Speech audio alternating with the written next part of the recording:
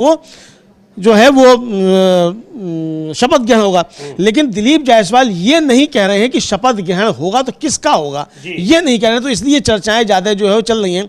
इधर जो प्रशांत किशोर हैं उन्होंने भी आज अपनी एक बैठक की है और प्रेस से वार्ता की है, तो वो भी हम लोग देखेंगे कि प्रशांत किशोर जो बड़ा भारी समझे जा रहे थे कि एक मुद्दा है, तो प्रशांत किशोर किस तरीके से वहाँ फेल होते हुए नजर आए हैं। जी बिल्कुल, तो यह कई सारे मुद्दे हैं, लेकिन जो सबसे बड़ा सवाल है वो है यहाँ पर चुनाव आयोग की भूमिका का, और किस तरीके से ये चुनाव जिताया गया है, ये चर्चाएं हो रही हैं। और ये आप जो विजुअल्स देख रहे हैं ये कांग्रेस मुख्यालय के हैं दिल्ली में, और इंदिरा भवन के वहां पर आज एक बड़ी बैठक हो रही है कांग्रेस पार्टी के नेताओं के। ये राष्ट्रीय अध्यक्ष मल्लिकार्जुन खड़गे और केसी वेणुगोपाल दिखाई पड़ रहे हैं, इन्हीं के नेतृत्व में मल्लिकार्जुन खड़गे के नेतृत्व में ये बैठक हो रही है। और क्या कुछ उसमें तय होता है, उस बैठक का नतीजा क्या निकलता है, इस पर भी हमारी निगाह रहेगी, अपडेट करेंगे आपको। लेकिन एसआईआर, वोट चोरी और चुनाव आयोग की निष्पक्षता को लेकर जो सवाल उठ रहे हैं उस पर इंडिया गठबंधन अब एक बड़े आंदोलन की तैयारी कर रहा है।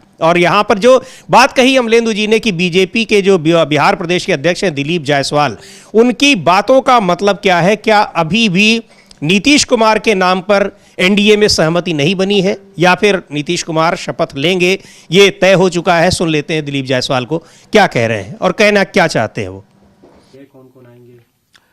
कल विधायक दल की बैठक है, उसके बाद फिर एनडीए के विधायक दल की बैठक होगी, और 20 तारीख को शपथ ग्रहण समारोह गांधी मैदान में मनाया जाएगा। और इसमें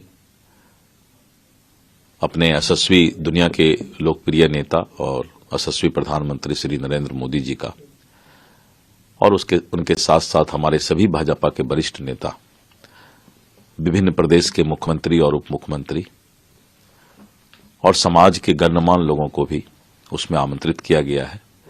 और साथ साथ जिस महान मतदाता ने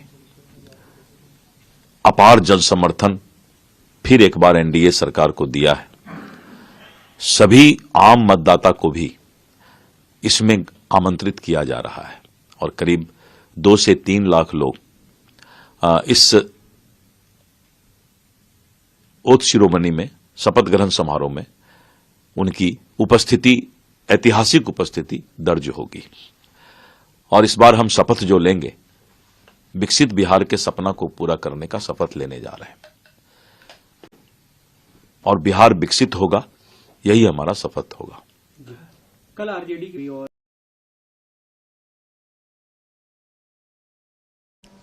तो शपथ ग्रहण ये कह रहे हैं 20 तारीख को, लेकिन आधिकारिक कोई सूचना इसकी नहीं आई है। और जिस बैठक की बात कर रहे हैं कि एनडीए की बैठक होगी और विधायक दल का नेता चुना जाएगा, अभी पार्टियों के विधायक दल के नेता नहीं चुने गए हैं। और कल भारतीय जनता पार्टी के विधायक दल की बैठक थी, अमलेंदु जी, टाल दी गई। इन सब के पीछे क्या कुछ चल रहा है, और ये सारी चीजें बता रही हैं कि 20 तारीख को भी शपथ ग्रहण हो पाएगा या नहीं। और ये दिलीप जायसवाल जो बता रहे हैं कि साहब इतने लाख लोगों को बुलाया गया है, फलाने आएंगे, लेकिन आएंगे किसके? भैया दूल्हे का नाम तो बताओ, शादी किसकी है? वो शायद उसी पे छोड़ रहे हो कि जब विधायक दल की बैठक होगी तो उसमें चुना जाएगा। हाँ तो ठीक है, चुना जाएगा, तो लेकिन किसको चुना जाएगा? कुछ तो संकेत दो भाई। नीतीश कुमार का अगर बीजेपी चुनने वाली है तो कम से कम बीजेपी के नेता तो बोलना शुरू करेंगे नीतीश कुमार चुने जाएंगे जी। तो नीतीश कुमार के लिए क्यों नहीं बोल पा रहे हैं? प्रधानमंत्री नरेंद्र मोदी भी नहीं बोल पा रहे हैं, अमित शाह भी नहीं बोल रहे हैं, दिलीप जायसवाल गोल गोल घुमा रहे हैं जो बीजेपी के प्रदेश अध्यक्ष हैं।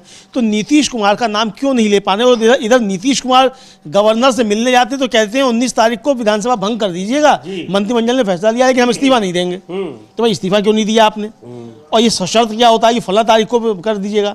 आप नहीं भी करते तब भी गवर्नर कर देता। वो तो है ही है। तो इसका मतलब क्या था? तो इसका मतलब कल तैयारी थी पहले नीतीश कुमार की इस्तीफा देने जाने की, लेकिन जब बीजेपी से बात नहीं बनी और बीजेपी की बैठक चली तो नीतीश कुमार का इस्तीफा भी टल गया।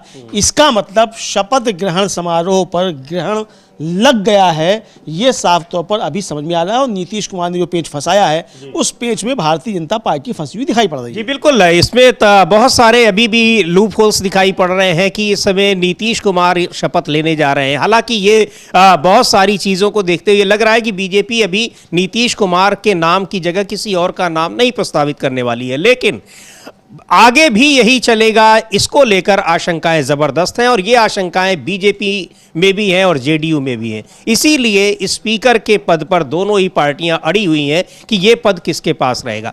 और उधर ये सवाल लगातार उठ रहे हैं कि एनडीए को इतनी बड़ी जीत कैसे मिली। वो जीत हासिल हुई है जिसकी कल्पना एनडीए के नेताओं ने भी नहीं की थी, नीति निर्धारकों ने भी नहीं की थी, उन लोगों ने भी नहीं की थी जो लोग टारगेट फिक्स करते हैं और लोगों के सामने दावे के साथ कहते हैं कि हम इतनी सीट पाएंगे।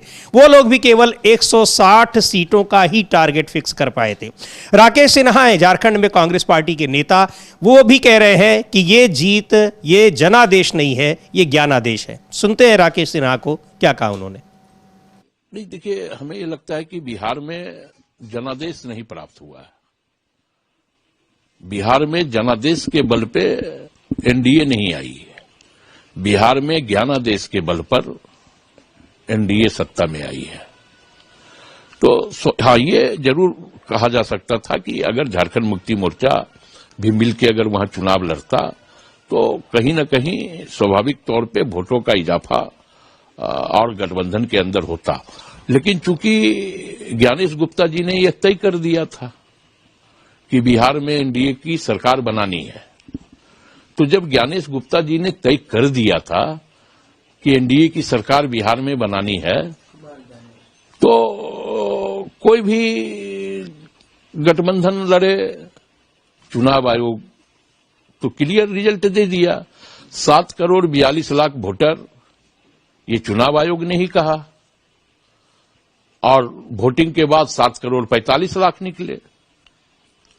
आपने 69 लाख वोट काटे।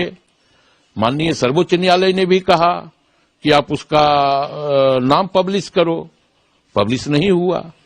21 लाख नए वोटरों का नाम पब्लिश नहीं हुआ। तो ये तो कुमार ज्ञानेश हो या ज्ञानेश हो, ये तो उनका माइंडेड है, ये लोकतंत्र का माइंडेड बिहार में नहीं है। लोकतंत्र का अगर माइंडेड मिलता तो एनडीए पूरी तरह से बिहार में साफ हो चुकी थी। तो राकेश सिन्हा झारखंड कांग्रेस के नेता है और ये कहा कि अगर निष्पक्ष तरीके से चुनाव होता तो साफ हो गया होता एनडीए, बीजेपी साफ हो गई होती, ये वो कह रहे हैं। यानी एनडीए की जो आंधी थी वो आंधी दिखाई पड़ रही थी, वास्तविक आंधी जो थी वो इंडिया गठबंधन की तरफ थी। लेकिन जो कुछ चुनाव आयोग ने किया है उसकी वजह से वो एनडीए को उसका फायदा मिल गया और एनडीए इतने बम्पर वोट से चुनाव जीत गया।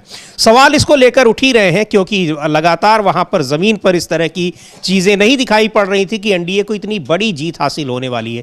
हालांकि उसके इंतजाम जरूर किए थे चुनाव आयोग ने और चुनाव आयोग की मदद से सरकार ने किए थे कि कैसे 10-10 हजार रुपए सीधे, जिसको कहा गया कि वोट के लिए रिश्वत दी गई थी, ये अकाउंट में दी गई और बाकायदा सरकारी खजाने से ये पैसे दिए गए।